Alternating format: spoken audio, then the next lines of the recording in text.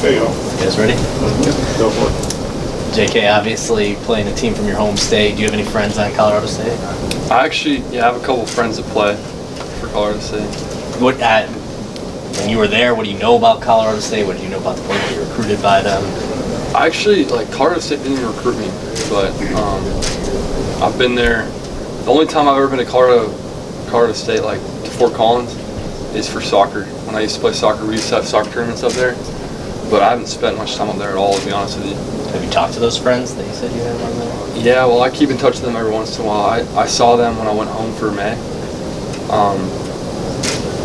They're doing good. They're good guys. I know a lot of people actually go to that school just because, a lot of people from my high school went there and stuff. Any trash talking between, your friends, people you know, just about the game? No, not really, honestly. When you come from punting, kicking in a high altitude place to somewhere below sea level, is there a noticeable difference with the ball, just how it comes off your foot, that sort of thing?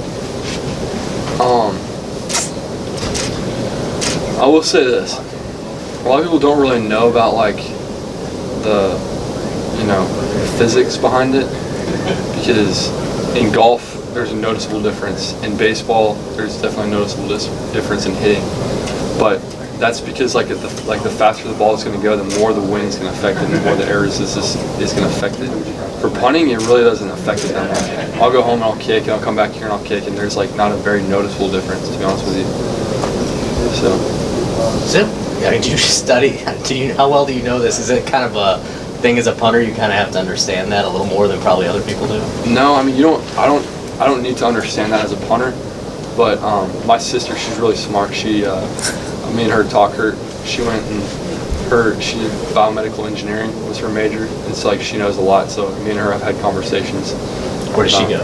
She went to Harvard, but now she's done. I saw a clip online of you finishing the Rubik's Cube. What's the fastest you've done that in?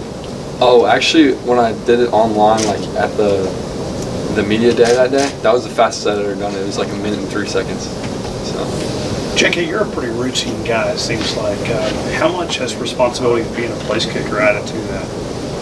It really hasn't changed, because last year, or the whole 3 years, I've always place kicked and kicked off and done all that in practice.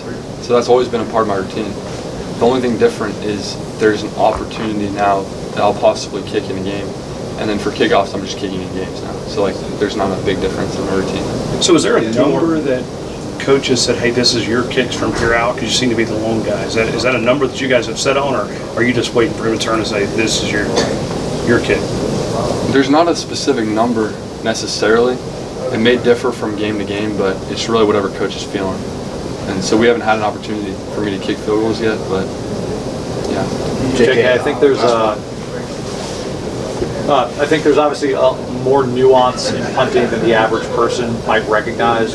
When you've been doing it for this long at such a high level, what are the things that you're fine-tuning and trying to adjust, if anything, at this point? At this point, they asked me over there, I would say things I'm focusing on are conservative angles and just swinging aggressively, because the way my body is, when I swing aggressively at the ball, that's when I'm going to hit my best ball, and that's when I'm going to be consistent. So those things, but really the fine-tuning things, there's just a couple things that you always want to fine-tune, like your drop and just stuff like that. Thanks, JK. Thank you. Thank you.